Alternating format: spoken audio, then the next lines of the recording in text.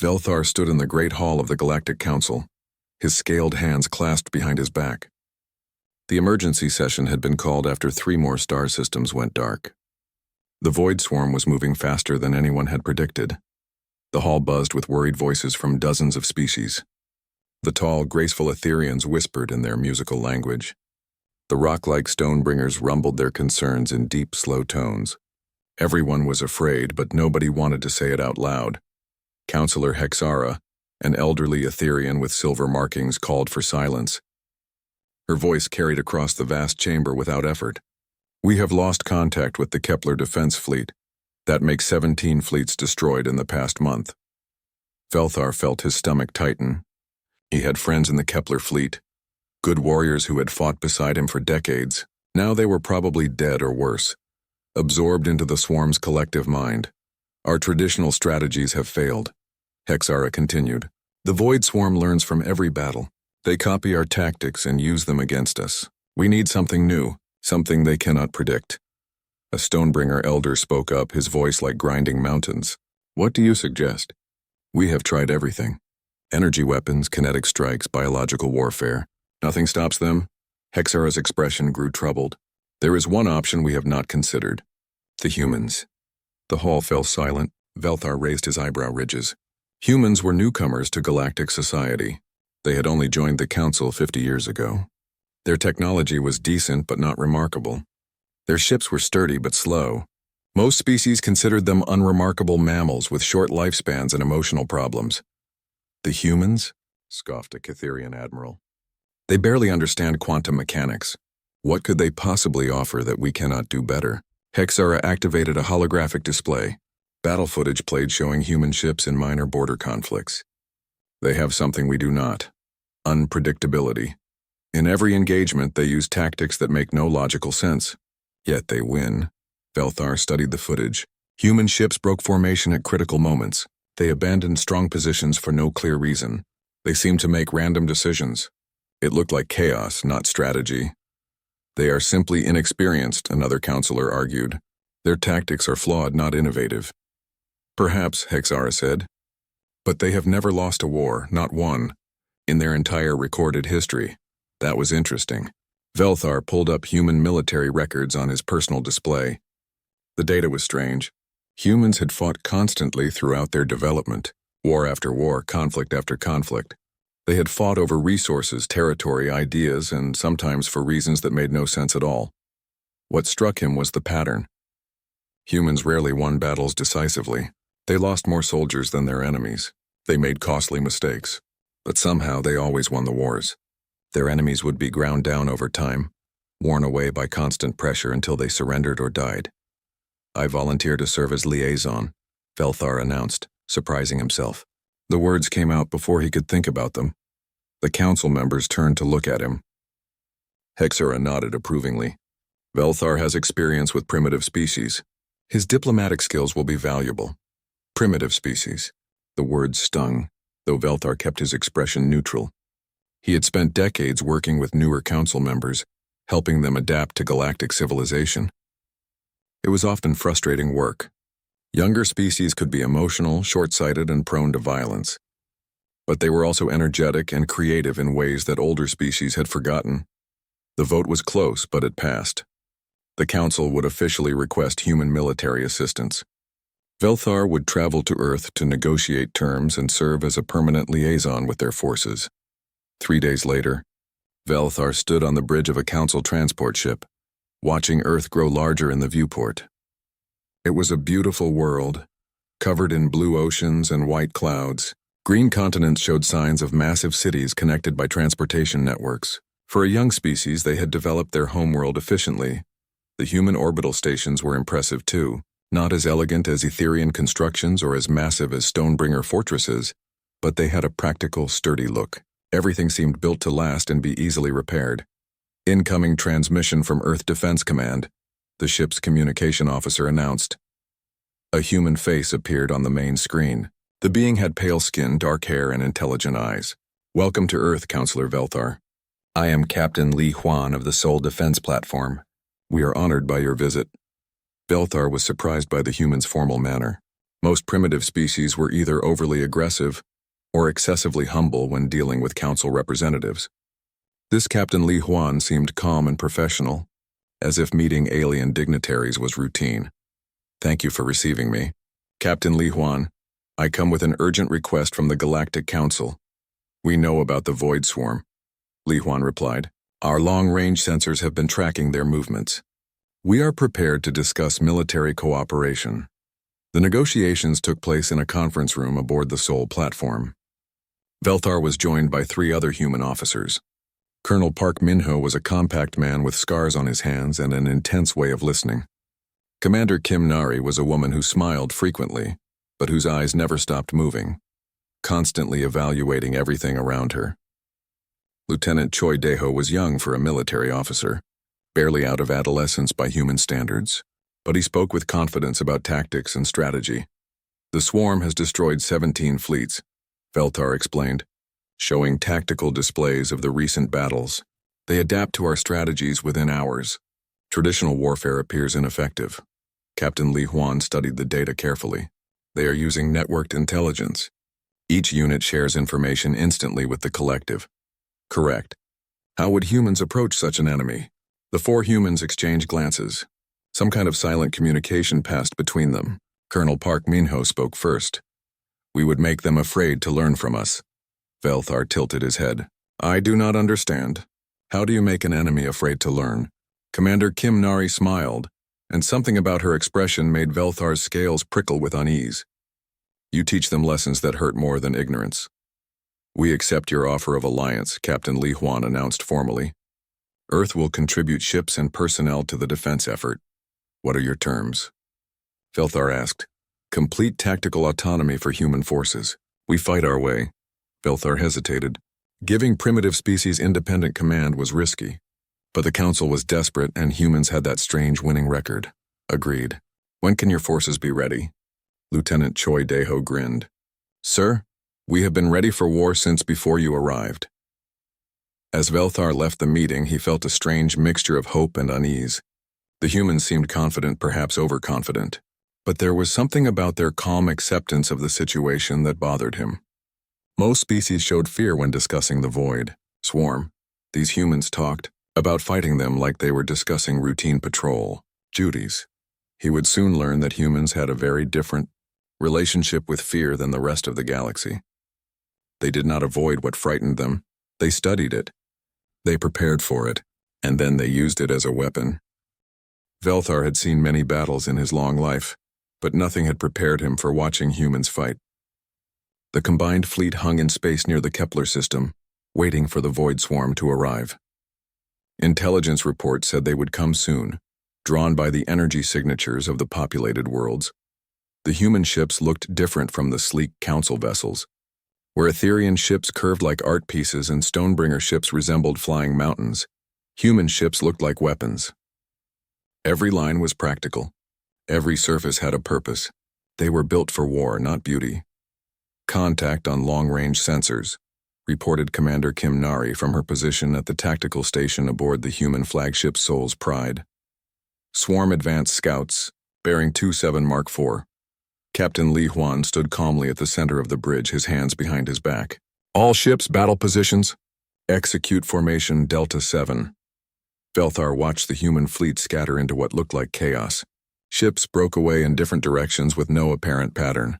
Council doctrine called for tight formations and coordinated firepower. This looked like a rout before the battle even began. "Captain," Velthar said carefully, "your ships appear to be retreating." Li Huan glanced at him with what might have been amusement. "No, Counselor. We are preparing." The main swarm force arrived 20 minutes later. Velthar had fought them before, but the sight still made his scales crawl. Void swarm ships were not built. They were grown. Black organic-looking masses covered in sensor spines and weapon pods. They moved like living creatures, pulsing and shifting as they flew through space. The swarm detected the scattered human ships and immediately changed course to pursue them. Standard tactics. The collective mind saw isolated targets and moved to destroy them one by one. That was when Velthar learned his first lesson about human warfare. Lieutenant Choi Daeho was piloting a fighter squadron near the edge of the battle zone. His ship had taken damage from the initial swarm attack, plasma eating through the hull plating. Any reasonable pilot would have withdrawn for repairs instead. Choi Dae-ho flew directly at the largest swarm mothership. "Lieutenant, return to formation," Captain Li Huan ordered over the communication channel. "Negative, sir," Choi Dae-ho replied, his voice steady despite the fact that his ship was falling apart around him. "I have a clear approach to their command cluster." Velthar watched in horror as the young human pilot guided his damaged fighter through a storm of swarm weapons fire. Plasma bolts turned his shields into sparks. Kinetic rounds tore pieces from his hull. But somehow he kept flying. "His ship cannot survive that approach," Velthar protested. Colonel Park Min-ho, who had been silent until now, spoke without taking his eyes from the tactical display. "It does not need to survive. It only needs to get close enough." Choi Dae-ho's fighter slammed into the mothership's central structure and exploded. The blast was tiny compared to the massive swarm vessel, but it hit precisely the right spot. Critical systems failed throughout the ship. The mothership began to drift, its coordination with the rest of the swarm broken. "One down," Commander Kim Nari reported with satisfaction. Velthar stared at the tactical display. A young human had just died to disable a single enemy ship. The cost seemed enormous for such a small gain. He is dead." "Yes," Captain Li Huan said simply, "and his sacrifice saved 3,000 lives on the colony ships behind us." The battle continued, and Velthar watched more humans die in ways that made no tactical sense. Pilots flew damaged ships into enemy formations instead of retreating. Damaged cruisers rammed swarm vessels instead of trying to escape. A human supply convoy destroyed itself rather than let the swarm capture their cargo. But somehow it worked. Every human loss created chaos in the swarm's coordinated attack. The collective mind, used to fighting enemies who valued self-preservation, could not predict what humans would do when faced with certain death. The turning point came when Captain Li Huan made a decision that shocked even his own crew. "All ships, implement Broken Arrow Protocol," he announced calmly. Commander Kim Nari looked up from her console, her face pale. "Sir, that will destroy half our fleet. Execute the order." Velthar watched in disbelief as human ships began firing on their own supply vessels. Cargo holds full of food, medicine, and equipment exploded in brilliant flashes. Fuel tankers became miniature suns as their contents ignited. "What are you doing?" Velthar demanded. "Denying resources to the enemy," Li Huan explained. "The swarm absorbs matter from destroyed ships to build new units. We are making sure they get nothing useful from us." It was brilliant and terrifying. The humans were destroying their own supplies to prevent the enemy from using them. No other species would consider such a strategy. The waste was enormous, but it worked. The swarm ships, expecting to harvest materials from destroyed human vessels, found only radioactive debris. The enemy formation began to collapse as their coordination failed. Without fresh resources to build new units, they could not replace their losses. The collective mind, designed for absorption and growth, began to retreat. "Swarm forces withdrawing," reported Commander Kim Nari. The human fleet regrouped slowly, damaged ships limping back to formation. Velthar studied the casualty reports with growing horror. The Council forces had lost 15% of their ships. For most species, such losses would mean months of rebuilding and recovery. The humans had lost 40% of their fleet. "Acceptable losses," Captain Li Huan announced to his crew. "Well fought, everyone. Acceptable losses." Velthar could not understand how anyone could consider such devastation acceptable. His own people, the Catherians, would declare a day of mourning for losses half that severe. In the aftermath of the battle, Velthar found himself in the Soul's Pride medical bay, watching human doctors tend to their wounded. What he saw there disturbed him more than the battle itself. The injured humans were not crying or complaining.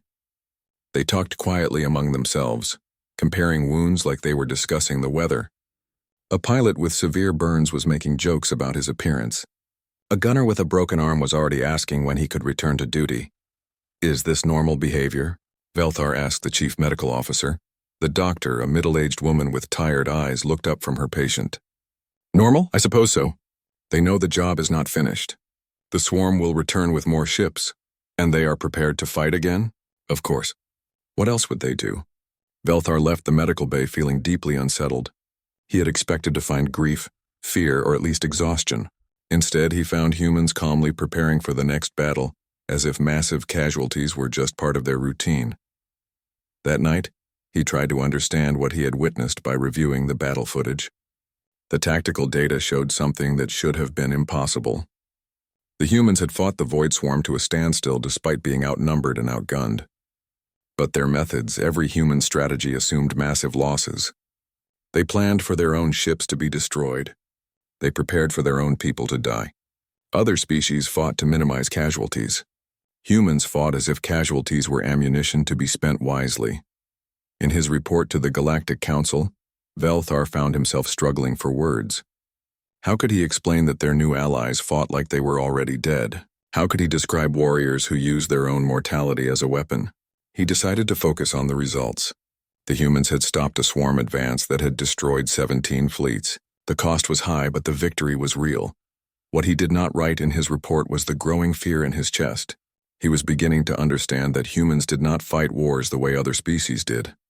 They fought wars like they had nothing left to lose. Living aboard the Soul's Pride was like being inside a machine designed for violence. Every surface was metal. Every decoration had a practical purpose. Even the art in the corridors showed battle scenes or honored dead soldiers.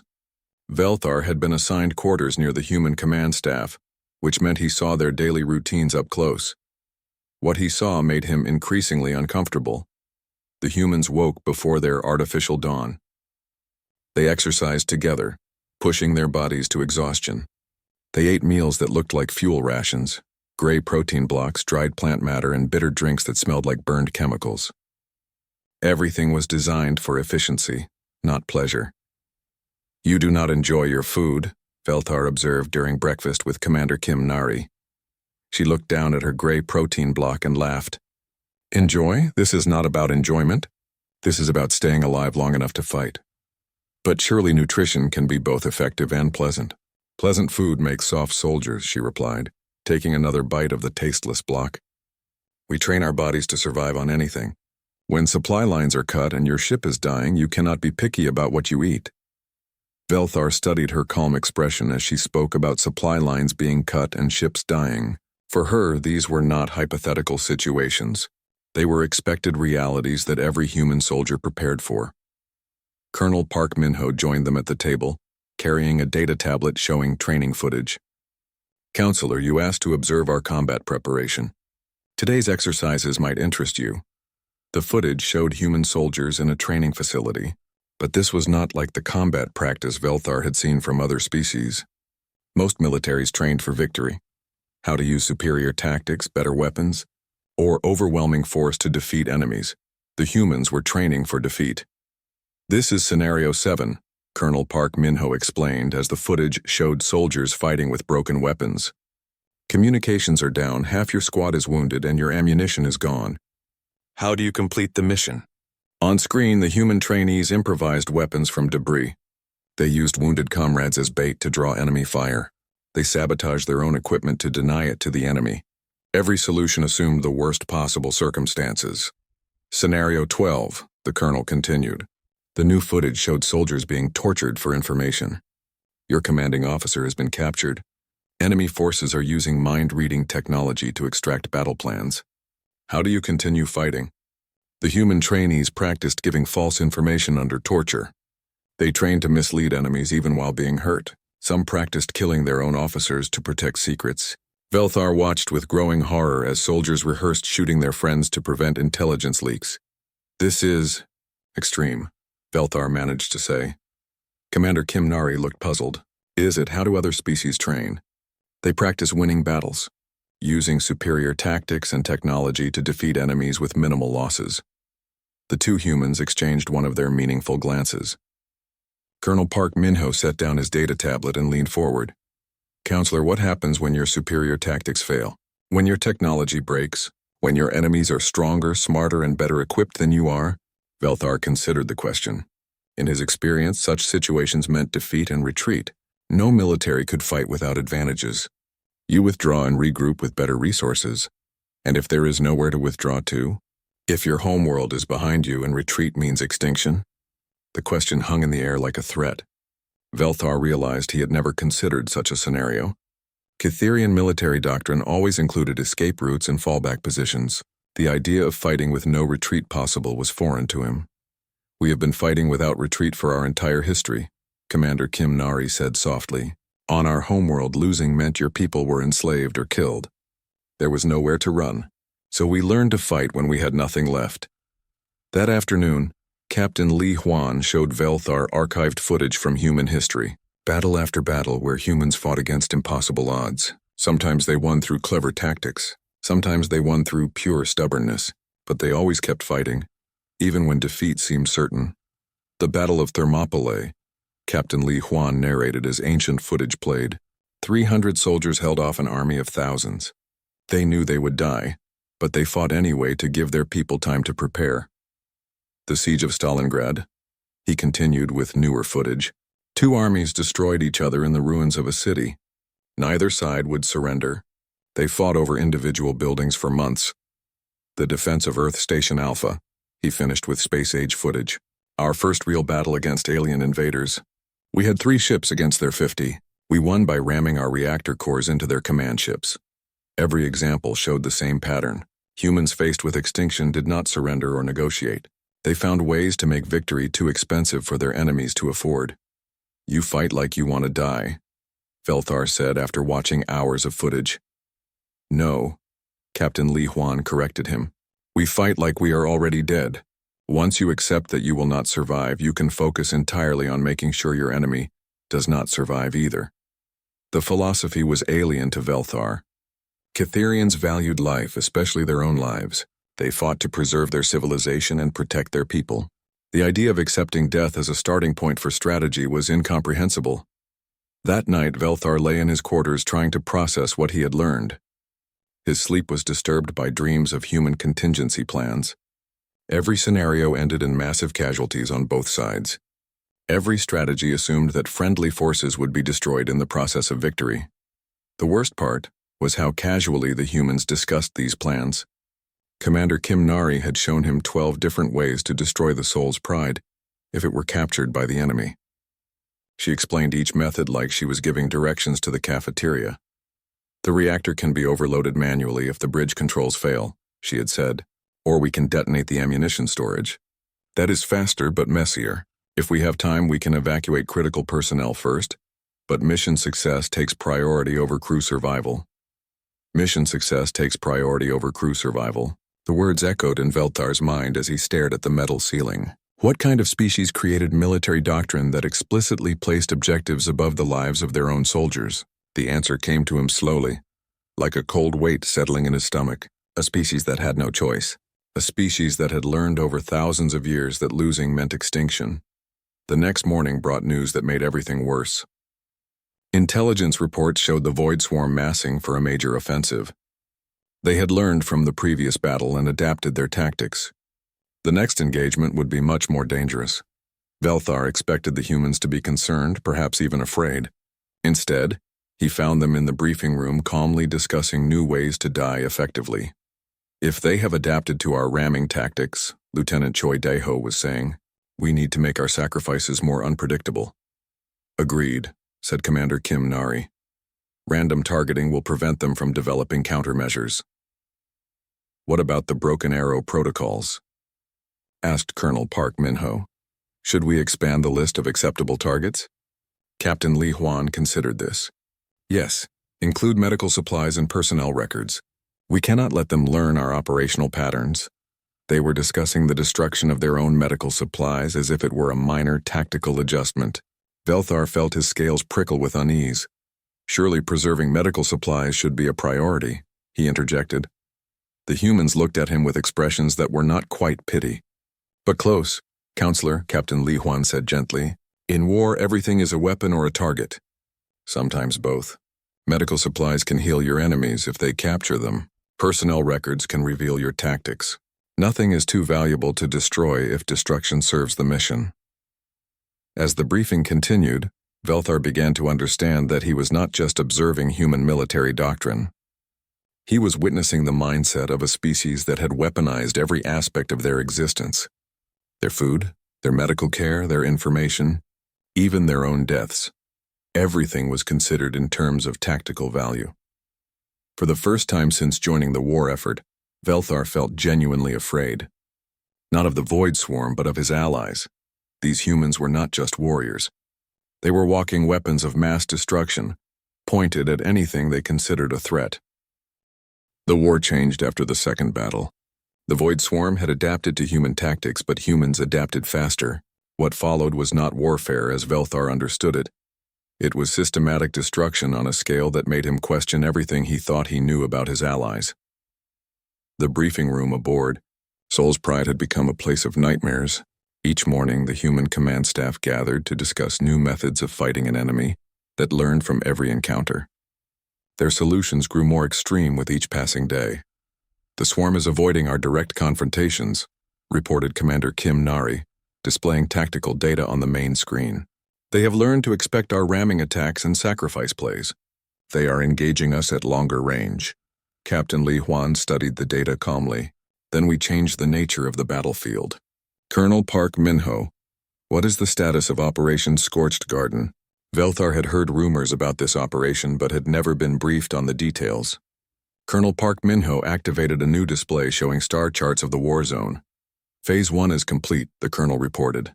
"We have seeded the Kepler and Vega systems with biological agents. Any organic matter the swarm attempts to harvest will be contaminated." "Contaminated how?" Velthar asked, though he was not sure he wanted to know the answer. "Prion diseases, genetic viruses, and several toxins that remain active for decades," Commander Kim Nari explained cheerfully. "The swarm feeds by absorbing biomass from conquered worlds. Now that biomass will poison them." Velthar felt his blood chill. "You have poisoned entire star systems?" "Only the inhabited worlds," she corrected. "The gas giants and asteroid belts are still clean. We are not wasteful." The casual way she discussed poisoning billions of people's former homes made Velthar's scales crawl. These were worlds that had been evacuated when the swarm approached, but they had been people's homes for generations. The humans had turned them into toxic traps without consulting anyone. "Phase 2 involves psychological warfare," Colonel Park Minho continued. "We are broadcasting human casualty reports on all swarm communication frequencies."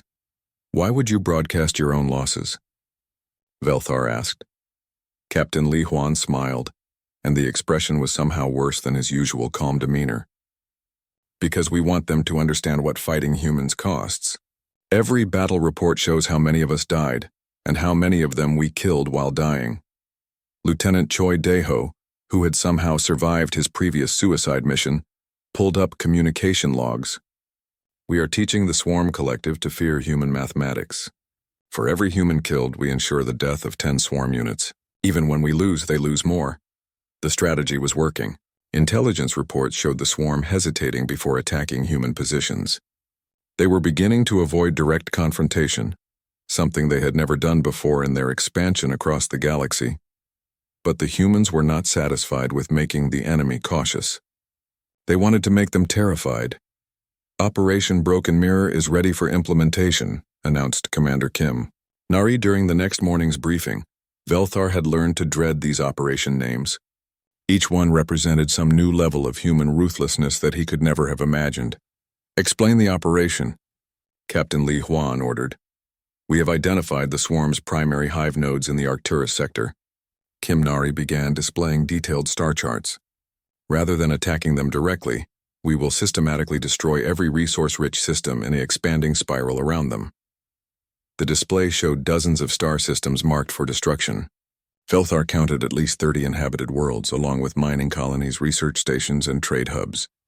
"You intend to destroy 30 systems to attack 3? Velthar asked in horror.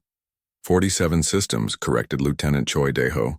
"We want to create a dead zone so large that the swarm cannot cross it without starving.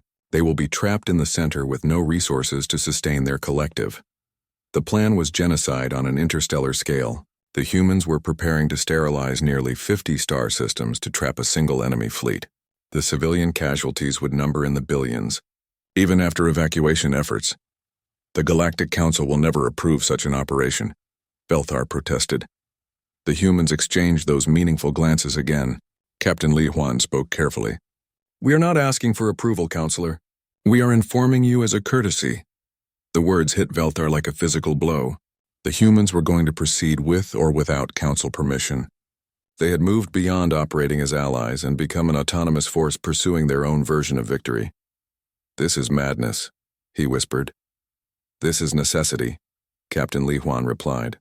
"The swarm cannot be reasoned with or negotiated with. They exist only to consume.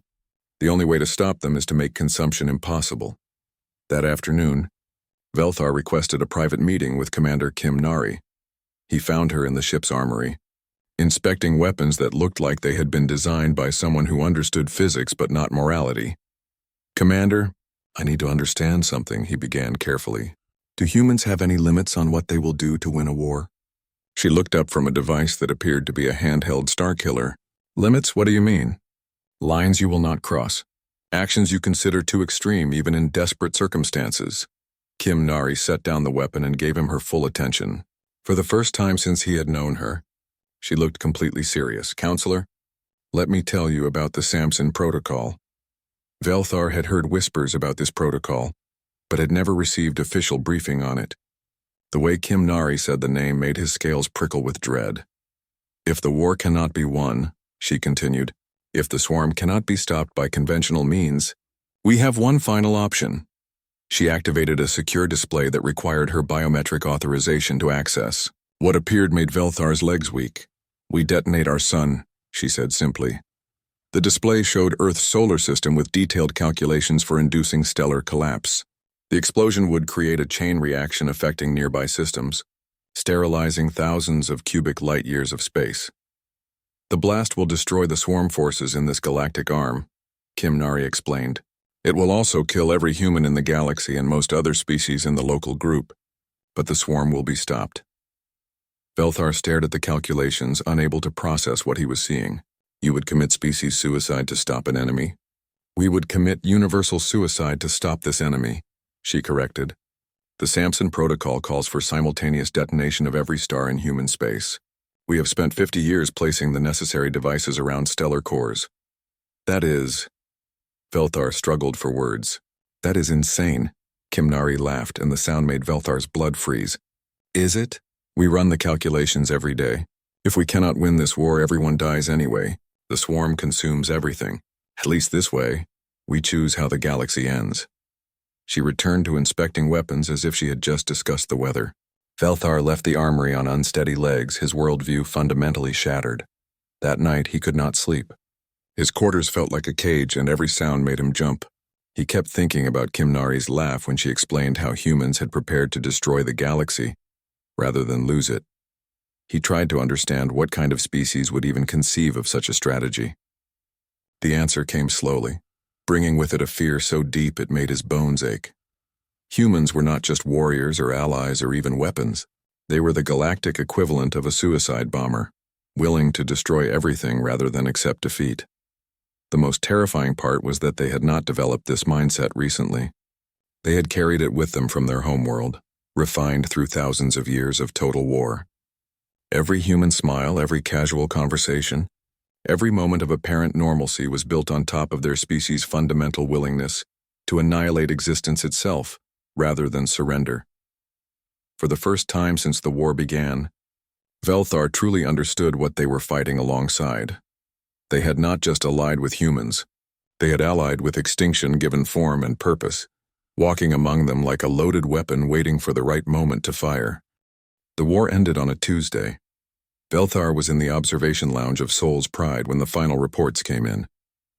The Void Swarm's remaining forces had collapsed after the destruction of their primary hive nodes.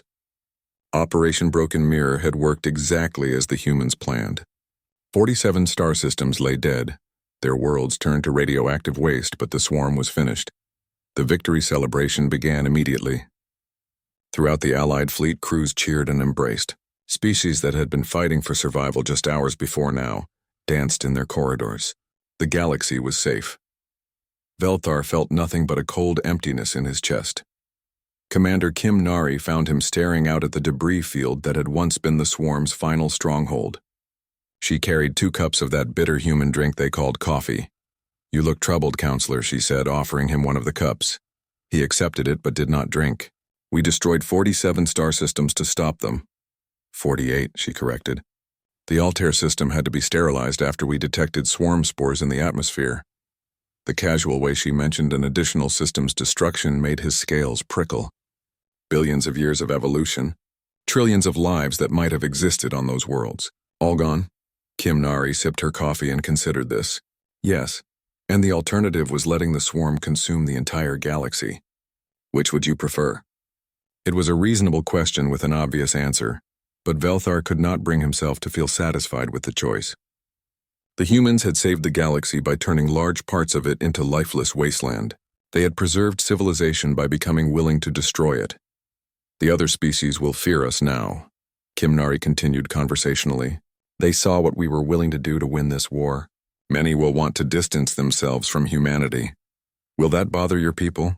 She laughed, the same sound that had haunted Velthar's dreams. Bother us? Counselor, we have been feared since before we left our homeworld. Fear is useful. It prevents misunderstandings. The victory ceremonies continued for 3 days. Captain Li Huan received commendations from a dozen grateful species. Colonel Park Minho was awarded the Galactic Medal of Honor. Lieutenant Choi Daeho, who had survived 4 separate suicide missions, was promoted and given command of his own ship. But Velthar noticed things that the celebration could not hide. The human casualty reports were staggering.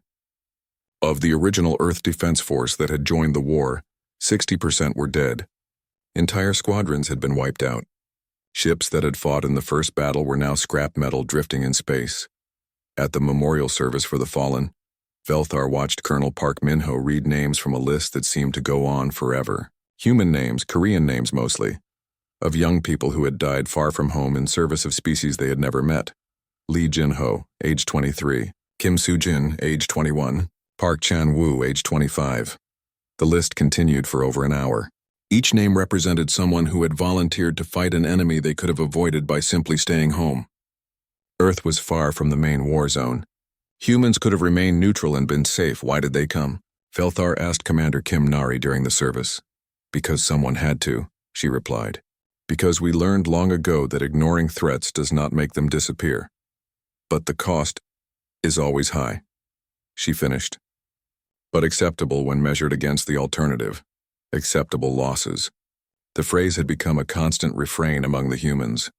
They spoke of massive casualties the way other species discussed supply shortages, an unfortunate but manageable problem. After the memorial service, Velthar found Captain Li Huan in his ready room, reviewing reports from the war zone. The captain looked older than he had at the beginning of the war, his hair showing more gray and his eyes carrying a weight that had not been there before. The Galactic Council wants to honor Earth with a permanent seat on the Security Committee, Velthar reported. We will decline, Li Huan said without looking up from his reports. May I ask why? Li Huan set down his datapad and met Velthar's eyes. Because we do not want to be in charge, Counselor. We want to be left alone to rebuild our forces and prepare for the next war. The next war? There is always a next war. If not from outside the galaxy, then from within it. Peace is temporary. Preparation is eternal. The words sent a chill down Velthar's spine. Even in victory, the humans were already planning for the next conflict. They could not conceive of a universe without enemies that needed to be fought and defeated. What will you tell the Council in your final report? Li Huan asked. Velthar had been dreading this question. His report would shape how the galaxy viewed humanity for generations to come. What could he say about allies who had saved everyone by being willing to destroy everything? The truth, he said finally, which is? Velthar stared at the metal walls of the ready room, thinking of everything he had witnessed. The casual acceptance of massive casualties, the weaponization of their own mortality, the ultimate willingness to destroy the galaxy rather than lose it. That humanity won this war by being more frightening than our enemies. Captain Li Huan nodded slowly. And is that a problem? I do not know, Velthar admitted. You saved us all. But in doing so, you revealed what your species is truly capable of. Many will be grateful. Others will be terrified. Fear and gratitude often go together, Li Huan observed. We can live with both. 3 weeks later, Velthar stood in the Great Hall of the Galactic Council, delivering his final report on human military capabilities. He spoke of their tactical innovations, their technological contributions, and their decisive role in defeating the Void Swarm. He did not mention the Samson Protocol. He did not describe their casual willingness to poison entire star systems. He did not explain how they had turned every aspect of their existence into potential weapons. Instead, he simply recommended that the alliance with humanity be maintained at all costs. Not because we need them as friends, he concluded, his words echoing in the vast chamber, but because we can never afford to have them as enemies. The council voted unanimously to accept his recommendation. Later, in his private quarters, Velthar composed a personal log entry that would never be part of any official record. "I have learned what humans call fear," he wrote. "It is not the simple emotion I thought I understood. It is the recognition that some forces in the universe are too powerful and too alien to be safely opposed. Fear is the rational response to encountering something that operates by rules you cannot comprehend." He paused, considering his next words carefully. "We have allied ourselves with apex predators who have spent their entire evolutionary history learning to kill efficiently. They are kind to children and gentle with the wounded. They laugh at jokes and mourn their dead. They are in most ways remarkably similar to the rest of us.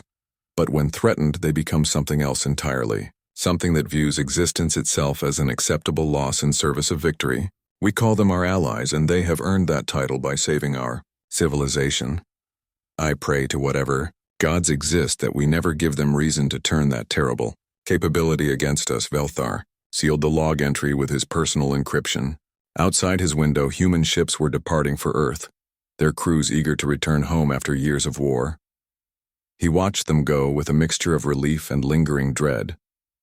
The humans had saved the galaxy, but in doing so, they had revealed themselves to be the most dangerous species anyone had ever encountered. The war was over. Humanity had won, and that, Velthar realized, might be the most terrifying thing of all.